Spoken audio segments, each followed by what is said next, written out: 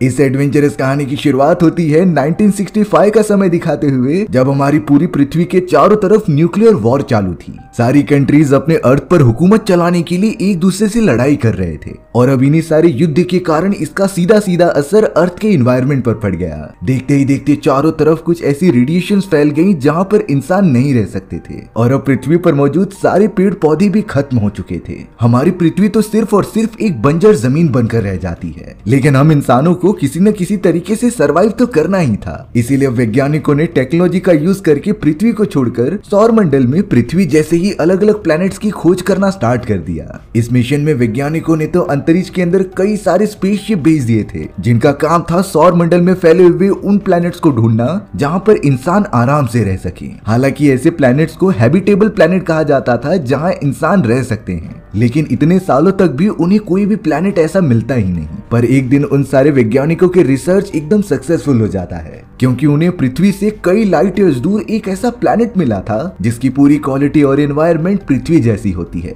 यानी कि इंसान उस प्लैनेट पर जाकर रह सकते थे। इसीलिए अब सारे के सारे मिशन कैंसिल करके उसी मिशन के ऊपर फोकस किया जाने लगा, क्योंकि अब वही प्लैनेट एक आखिरी होप बचा था इंसानों की सभ्यता अंत तक कायम रखने के लिए। अब हमें यहाँ पर पेगासस नाम की एक बहुत ही बड़ी स्पेसशिप को दिखाया जाता है। दरअसल ये भी उन्हीं सारे स्पेसशिप में से एक थी जो कि उस दूसरे प्लैनेट की तरफ जा रही होती है, लेकिन वहां तक पहुंचना इतना भी आसान नहीं था। दरअसल वो प्लैनेट कई लाइट ईयर्स दूर होता है, इसीलिए उन सारे एस्ट्रोनॉट्स को पता था कि उन्हें अंतरिक्ष में कई सालों का सफर तय करना ही होगा। अब हम माइक नाम की एक एस्ट्रोनॉट को देखते हैं जो पेगासस के ऊपर ही कुछ मेंटेनेंस कर रहा था। पीटर नाम का दूसरा एस्ट्रोनॉट अंदर से माइक को गाइड कर रहा होता है कि उसे क्या करना है, लेकिन अब अचानक उनकी स्पेसक्राफ्ट में एक छोटा सा धमाका हो जाता है। ये धमाका गैसेस के लीक होने की वजह से हुआ था। इस पूरे धमाके में माइक भी फंस चुका था, लेकिन वो किसी भी तरीके से उस जगह की सारी चीजें ठीक करके वापस स्पेसशिप में आ जाता है। सभी लोग खुश हो रहे थे कि इस पूरे एक्सीडेंट में माइक को कोई चोट नहीं आई। अब हम पेगासस स्पेसक्राफ्ट के और सारे एस्ट्रोनॉट्स दोस्तों से मिलते हैं। उनके कैप्टन का नाम जॉन था, साथ ही साथ वहाँ लायला नाम की एक छोटी बच्ची थी जिसे कि पीटर अपनी बेटी जैसा समझता था। डॉक्टर हेला के साथ गैरी नाम का एक बूढ़ा आदमी मौजूद होता है। दरअसल गैरी को एक अजीब तरीके की बीमारी थी, लेकिन उसने अब तक ये बातें किसी को नहीं बताई थी, क्योंकि अगर कमिटी मेंबर्स को उसकी बीमारी का पता चल जाता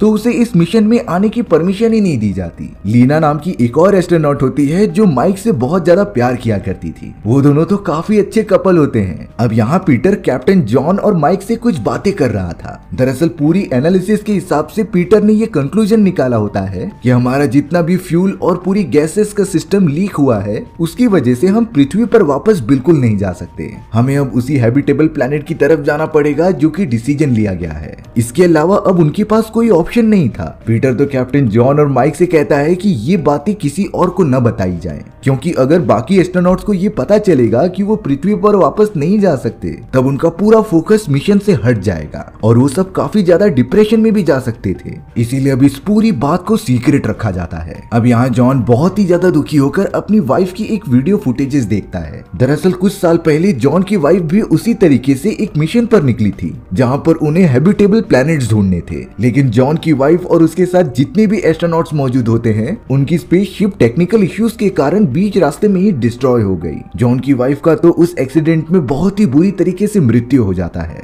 जॉन इस बात से काफी ज्यादा डिप्रेशन में चला गया था, लेकिन जॉन की वाइफ ने अपने लास्ट वीडियो में ये साफ साफ कहा होता है कि तुम्हें किसी भी तरीके से इस मिशन को कंप्लीट करना होगा, क्योंकि पूरे इंसानियत की लास्ट उम्मीद वही हैबिटेबल प्लैनेट्स हैं जहां तक हम सभी लोग पहुंचना चाहते थे, और मुझे ये पूरा भरोसा है कि तुम ये मिशन करके रहोगे। यही रीजन होता है कि जॉन अपनी जान की परवाह किए बिना इस मिशन पर आने के लिए राजी हो गया। अब हमें गैरी को दिखाया गया जो डॉक्टर हेला की लेबोरेटरी में घुस जाता है, और गैरी ने तो वहां से बिना पूछे कुछ मेडिसिन उठा लिए थे जिससे कि वो अपने बॉडी में इंजेक्ट करके अपनी बीमारी को सप्रेस कर सके, क्योंकि अगर गैरी इन सारे इंजेक्शंस को नहीं लेता तब वो काफी ज्यादा आउट ऑफ कंट्रोल हो जाता। ऐसा बिल्कुल भी ना हो, इसीलिए गैरी उन सारे इंजेक्शन को कंटिन्यू रखता। अब एक जगह पर स्पेसशिप के सारे मेंबर्स इकट्ठा हुए होते हैं, क्योंकि उन्हें खबर मिली थी कि रास्ते में ही एक अजीब तरीके का हैबिटेबल प्लैनेट है जो 90% तक अर्थ से सेम टू सेम है, यानी कि वहां पर इंसान रह सकते हैं। इसीलिए अब सभी ने डिसीजन लिया कि इतने लाइट ईयर्स दूर जाने के बजाय हम इस हैबिटेबल प्लैनेट पर रिसर्च करेंगे।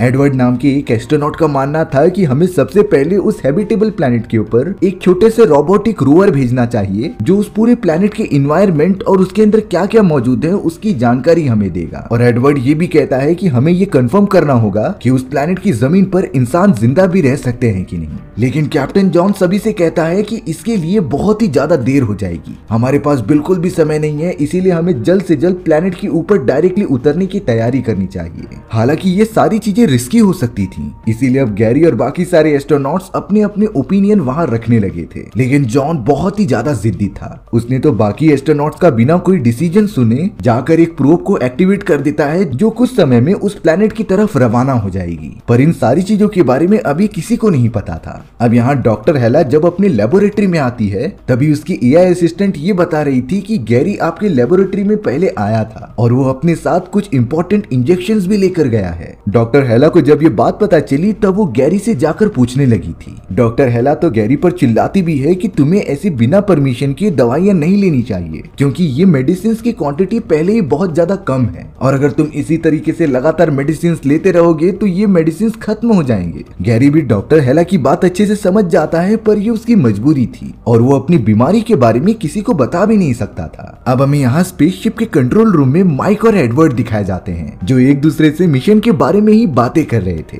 तभी अचानक माइक को अंतरिक्ष के अंदर एक और स्पेसशिप दिखाई देती है, लेकिन स्पेसशिप के अंदर कोई दूसरे एस्ट्रोनॉट्स नजर बिल्कुल भी नहीं आ रहे थे। माइक और एडवर्ड तुरंत ही जाकर अपने सारे टीम मेंबर्स को उस दूसरे स्पेसक्राफ्ट के बारे में बता देते हैं। उस दूसरे स्पेसक्राफ्ट की अच्छे से जांच करने पर उन्हें अब इंफॉर्मेशन मिल गई थी कि ये चाइनीज स्पेसक्राफ्ट है जो 6 महीने पहले उनके साथ ही इस मिशन पर निकला था, जिसका मतलब ये हो सकता है कि चाइनीज गवर्नमेंट भी चाहती है कि वो सबसे पहले हैबिटेबल प्लेनेट को ढूंढ ले। लेकिन ये स्पेसक्राफ्ट तो कई महीनों से एकदम गायब हो चुका था, जो शायद इसी जगह पर कई समय से मौजूद है। कांटेक्ट करने पर भी स्पेसक्राफ्ट से कोई रिप्लाई नहीं आ रहा था, इसीलिए अब कैप्टन जॉन, गैरी और सभी लोगों को कुछ नहीं समझता कि उसके अंदर क्या मौजूद है और आखिरकार स्पेसक्राफ्ट के साथ हुआ क्या। लेकिन अब यहाँ जॉन कहने लगा कि हमें उस स्पेसक्राफ्ट के अंदर जाकर एक बार चेक करना चाहिए, जिससे कि वहाँ पर हमें काफी सारी फैसिलिटी वाली चीजें मिल सकती हैं। शायद वहाँ पर बहुत ही भारी मात्रा में फ्यूल मौजूद हो सकते थे, जिससे कि हम सभी पृथ्वी पर जाने के लिए एनर्जी बचा सकें। और अगर वो सारे फ्यूल्स हमें नहीं मिले तो हम कभी पृथ्वी पर जा ही नहीं पाएंगे। यानी कि अब कैप्टन जॉन ने पीटर के मना करने के बावजूद भी सभी के सामने ये बता दिया होता है कि वो सभी अब फ्यूल के बिना वापस पृथ्वी पर नहीं जा सकते।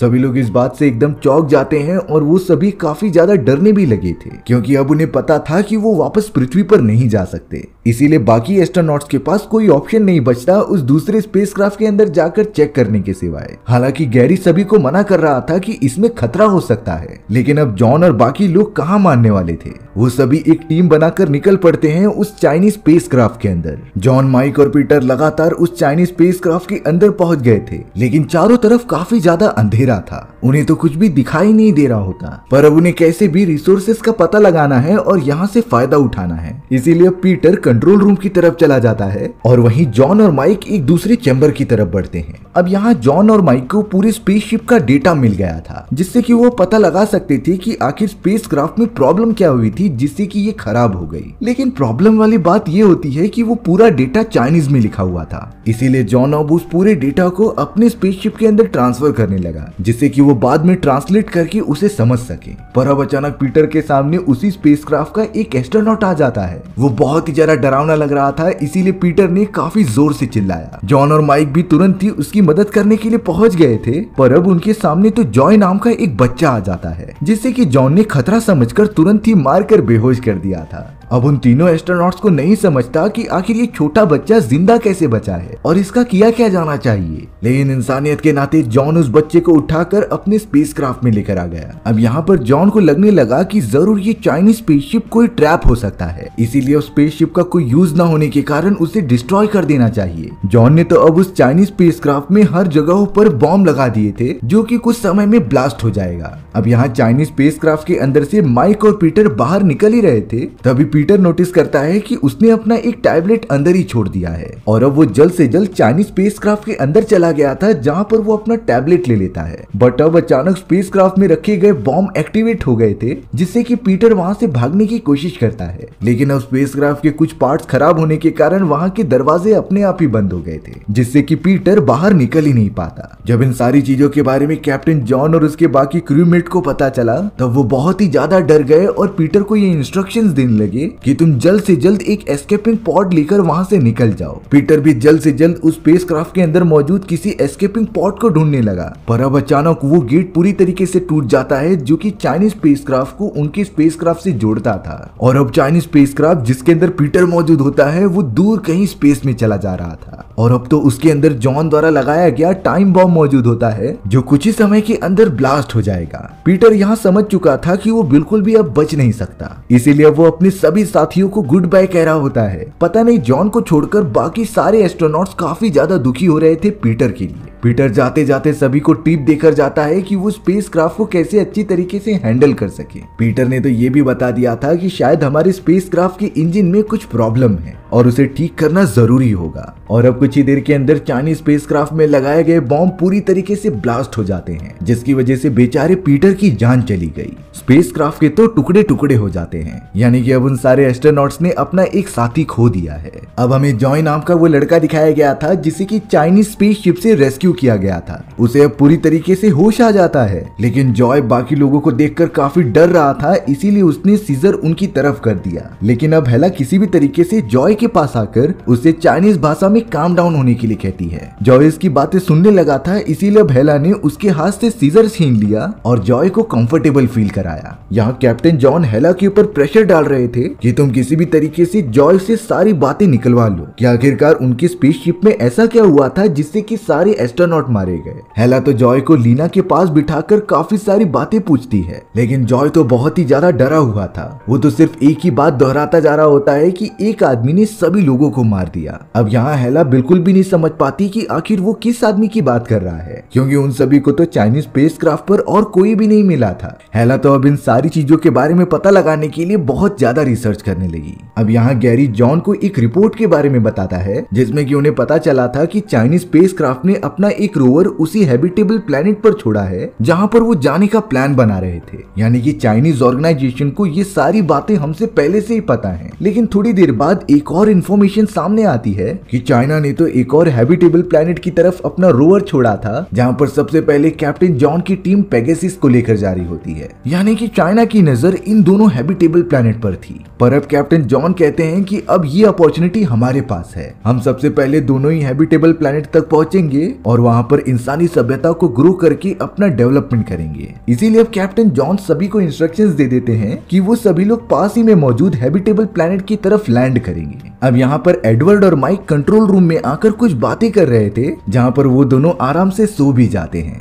थोड़ी देर के अंदर जब एडवर्ड की आंखें खुली तब वो देखता है कि किसी ने माइक को जान से मार दिया है और माइक तो अपनी सीट पर मरा हुआ पड़ा मिला था। एडवर्ड ये चीजें देखकर काफी ज्यादा डर गया और बाकी लोगों को चिल्लाकर बुलाया। सभी लोग जब पहुंचते हैं तो उन्हें समझ नहीं आ रहा था कि आखिर माइक को इस तरीके से किसने जान से मार दिया। माइक की मौत का सबसे ज्यादा असर लीना के ऊपर पड़ता है, क्योंकि वो उसकी गर्लफ्रेंड थी और अब सभी लोग इसका रीजन ढूंढने लगे थे कि आखिर उनकी स्पेसशिप में ऐसा कौन है जो उनके एस्ट्रोनॉट की इस तरीके से जान ले सकता है। अब यहाँ कैप्टन जॉन जब अपने कंट्रोल रूम में जा रहा था तभी अचानक उसके ऊपर एक चाइनीज आदमी ने हमला कर दिया होता है। जॉन को सर पर काफी ज्यादा चोट लगी और वो वहीं पर बेहोश हो गया। दरअसल ये चाइनीज आदमी उस दूसरे स्पेसक्राफ्ट के अंदर से यहाँ पर तब आया था जब जॉन, माइक और पीटर अपनी इन्वेस्टिगेशन के लिए गए होते हैं। लेकिन अच्छी बात तो ये होती है कि सही समय पे उस जगह पे लीना आ गई, जिसने की गन की मदद से उस चाइनीज आदमी को गोली मार दी। यानी कि लीना ने कैप्टन जॉन की जान बचा ली होती है। अब उस चाइनीज आदमी के सामने जॉय नाम की उस लड़के को लाया गया था।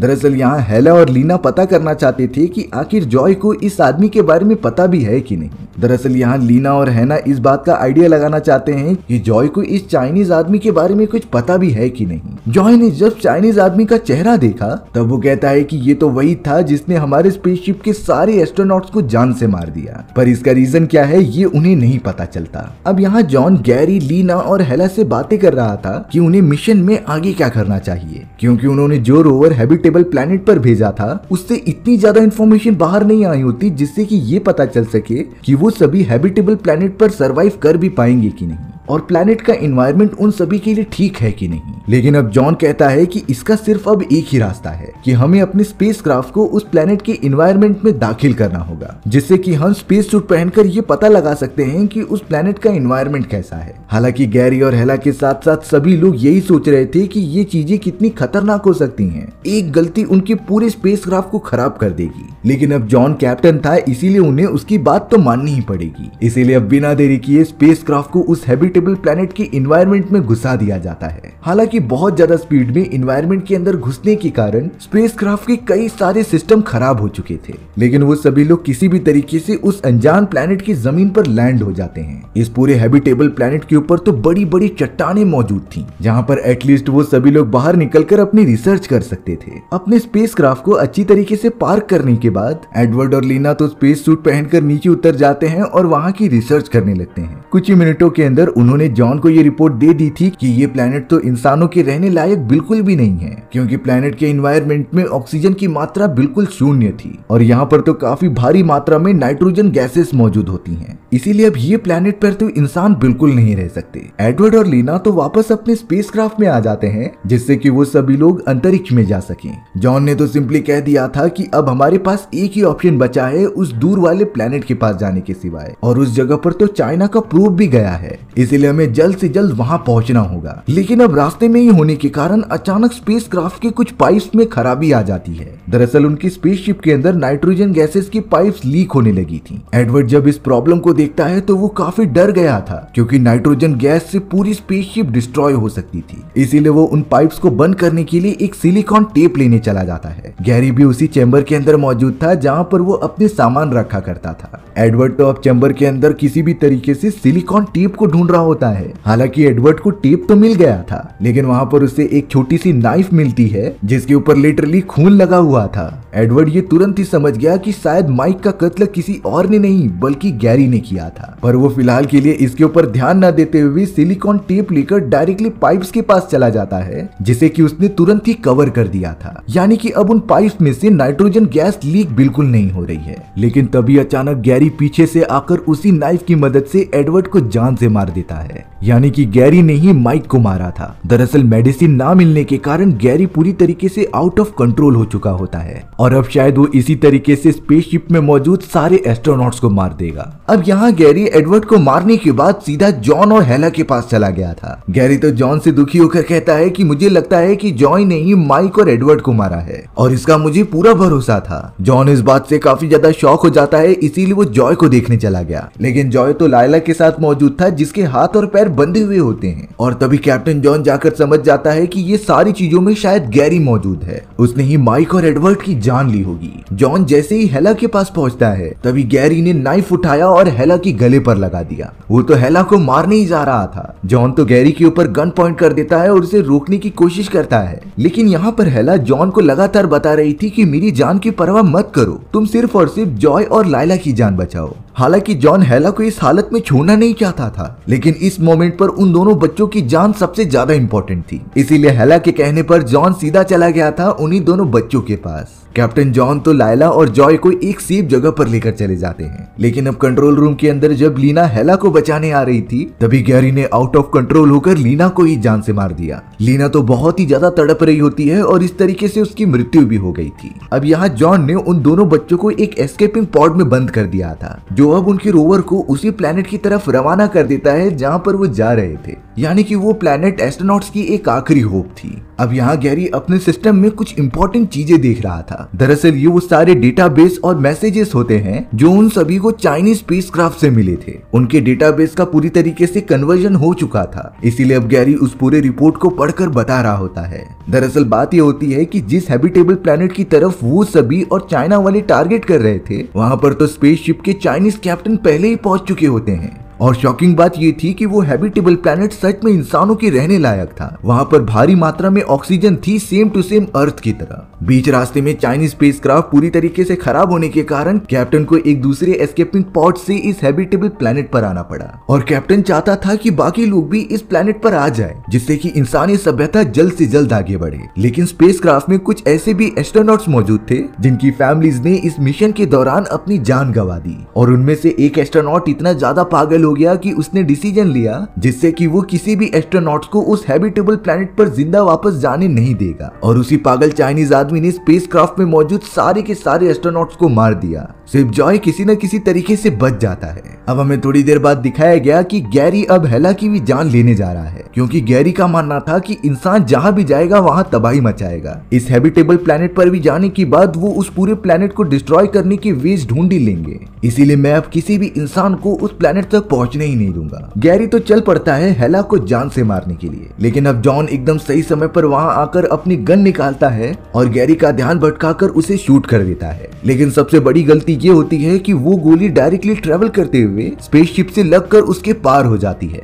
और अब यहाँ उनकी स्पेसशिप में एक छोटा सा होल हो चुका था जिससे कि सारी ऑक्सीजन बाहर निकलने लगी थी। उन सभी के पास तो पहले से ही कम ऑक्सीजन बची होती है, जिससे कि जॉन और एहला जो स्पेसक्राफ्ट के अंदर जिंदा बचे हुए थे उनकी स्पेसशिप धीरे धीरे नीचे गिरने लगती है। दोनों को पता चल गया था कि बचने का कोई रास्ता नहीं है और अब उन दोनों को अपना अंत एक्सेप्ट करना होगा। वहीं दूसरी तरफ हम लायला और जॉय को देखते हैं जो एस्केपिंग पॉड से होते हुए उसी हैबिटेबल प्लेनेट तक पहुंच गए थे। एस्केपिंग पॉड से निकलने के बाद वो चारों तरफ देखते हैं तो वो पूरी तरीके से अर्थ जैसा लग रहा था और उन्हें सांस लेने के लिए कोई भी स्पेस सूट की जरूरत नहीं होती, यानी कि ये प्लेनेट सच में इंसानों के रहने लायक है। उस जगह पर तो चाइनीज स्पेसशिप का कैप्टन भी मौजूद होता है जो और कोई नहीं बल्कि जॉय के फादर थे। वो अपने बेटे को जिंदा देखकर काफी ज्यादा खुश होते हैं। लायला भी अब इस नए हैबिटेबल प्लेनेट पर उन दोनों के साथ रहने लगी। वहीं स्पेसक्राफ्ट में जॉय और हेला अपनी आखिरी सांसें लेते हैं और ऑक्सीजन बहुत ही कम होने के कारण वहीं मर जाते हैं। हमारी ये एडवेंचरस कहानी भी इसी दुखी एंडिंग के साथ यहीं खत्म हो गई थी। सो व्यूअर्स, आपको ये स्टोरी कैसी लगी कमेंट सेक्शन में बताना भूलना मत। और अगर आपको मेरा एक्सप्लेनेशन 1% भी अच्छा लगा होगा ना तो वीडियो को लाइक एंड चैनल को सब्सक्राइब जरूर कर देना। मिलते हैं इसी तरीके की मजेदार वीडियोस में, तब तक के लिए बाय बाय।